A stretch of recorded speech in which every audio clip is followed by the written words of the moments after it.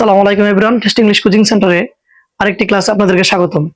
আজকে আমরা দেখব অ্যাডভার্বের ক্লাসিফিকেশন। গত ক্লাসে আমরা দেখছি হলো অ্যাডভার্বের ব্যবহার, বাক্যে অ্যাডভার্ব কোন কোন জায়গায় বসতে পারে এবং অ্যাডভার্ব কোন কোন ওয়ার্ডকে মডিফাই করে। তো আজকে আমরা দেখব অ্যাডভার্ব আসলে কত প্রকার এবং এর এক্সাম্পল সহ কিছু দেখার চেষ্টা করব ইনশাআল্লাহ। তো অ্যাডভার্ব প্রধানত তিন প্রকার: simple adverb, relative adverb, interrogative adverb. Simple adverb 8 প্রকার। তো আমি সিম্পল অ্যাডভার্বের প্রকারভেদগুলো দিলাম, এগুলো সবচেয়ে ইম্পর্টেন্ট, তো এই জন্য এগুলো দিলাম। আমরা দেখবো ইনশাল্লাহ যে প্রত্যেকটা সংজ্ঞা কি, প্রত্যেকটা ওয়ার্ড কোনগুলো এক্সাম্পল, মানে এক্সাম্পলের যে ওয়ার্ডগুলো, এই ওয়ার্ডগুলো দেখবো এবং বাক্যের মধ্যে এগুলার কি ব্যবহার এবং বাক্য দিয়ে এক্সাম্পল সেটাও দেখবো ইনশাল্লাহ। তো অ্যাডভার্ব টাইম পরে বলি যে আমরা যখন সংজ্ঞা শিখবো তখন যে টার্মটা আমরা শিখবো বা যে সংজ্ঞাটা শিখবো তার অর্থটাকে শিখবো, টার্মের অর্থটাকে শিখবো, তাহলে আমাদের জন্য সংজ্ঞাটা সহজ হবে। তাহলে আমাদের জন্য সংজ্ঞাটা কি হবে? সহজ হবে। এবং আরেকটা জিনিস চিন্তা করব, আমরা আরেকটা জিনিস আইডেন্টিফাই বা খোঁজার চেষ্টা করব, সেটা হলো যে একটা সংজ্ঞার একটা হেডওয়ার্ড বা মূল ওয়ার্ড আছে। তো আমরা যদি ওই হেডওয়ার্ডটাকে শিখতে পারি তাহলে আমাদেরকে পুরো সংজ্ঞা না শিখলে জাস্ট হেডওয়ার্ডটা যদি মাথায় থাকে আমাদের, তাহলে প্যাচ লাগবে না, কোনো ঝামেলা হবে না, আমরা সহজে মনে রাখতে পারবো। তারপর আমাদের যদি হেডওয়ার্ডটা মাথায় থাকে তো সেই ক্ষেত্রে আগে পরে আমরা নিজেদের মতো করে বলতে পারবো বাকিটুকু। কথা বুঝতে পারছো কিনা? মানে মেইন কথাটা ঠিক রাখতে হবে। আমার কথা কি ক্লিয়ার? বুঝতেছো? আচ্ছা, অ্যাডভার্ব অফ টাইম, টাইম মানে কি? সময়। তার মানে এখানে সময় নিয়ে কিছু একটা, তাই তো? আচ্ছা, অ্যাডভার্ব প্লেস, প্লেস মানে কি? জায়গা, স্থান। তার মানে জায়গা বা স্থান নিয়ে কিছু একটা, এরকম তো।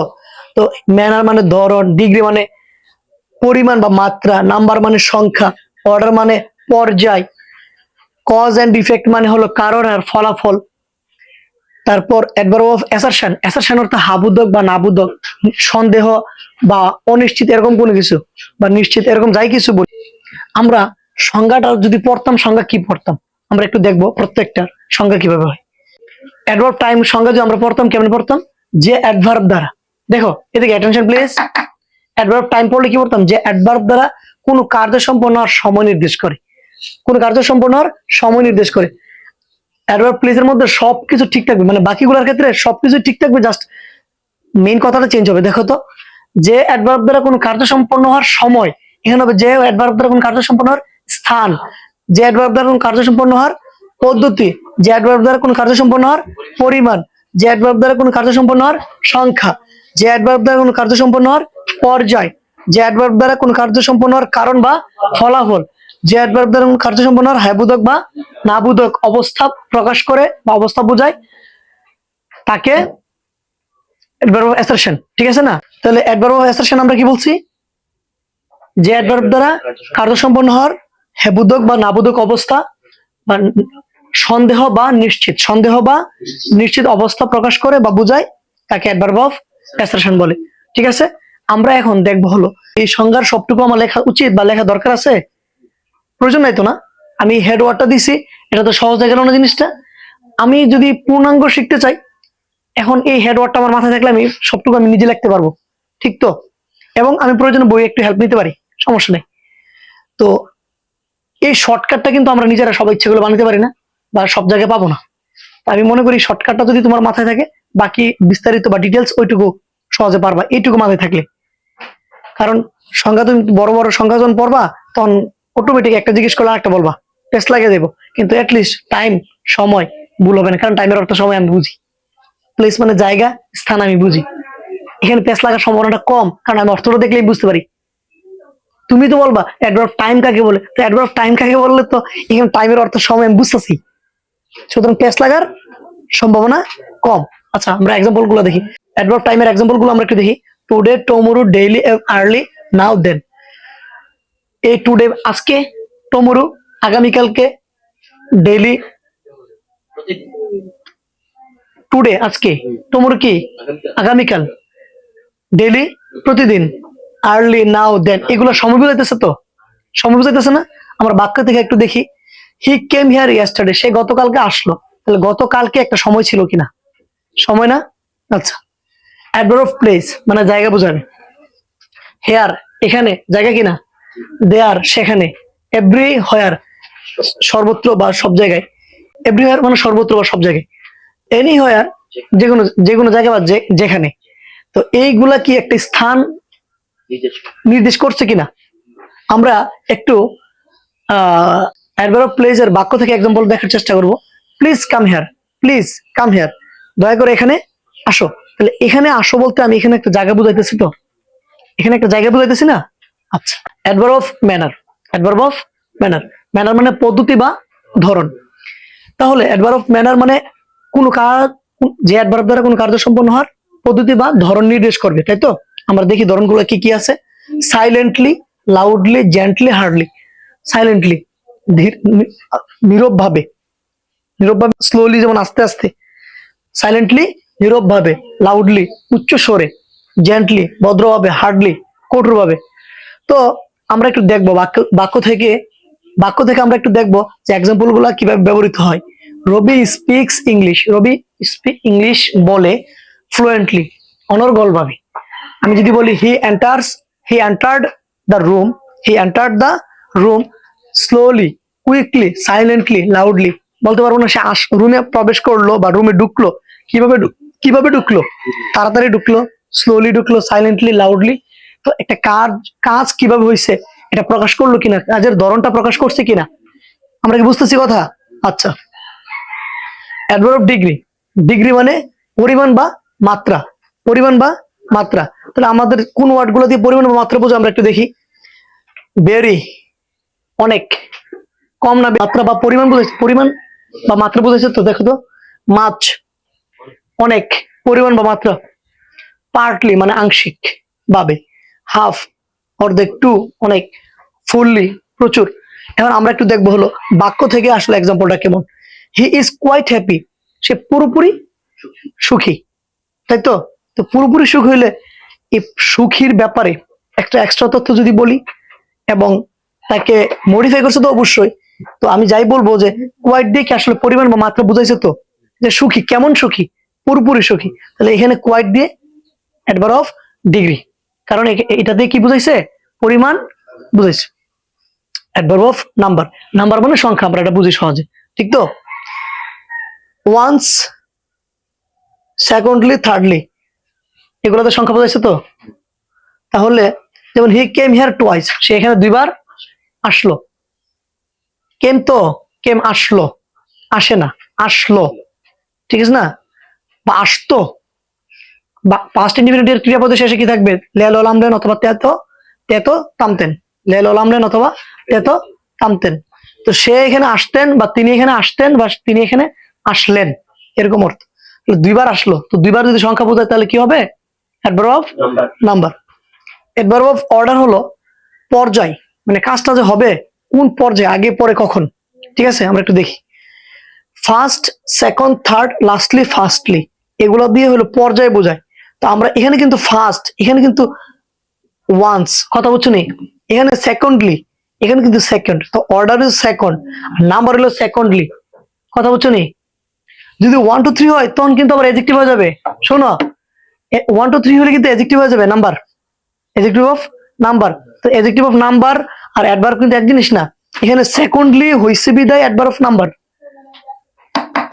সেকেন্ডলি হইছে বিদায় অ্যাডভার্ব অফ নাম্বার। আর এখানে 1 2 3 মনে আছে তো?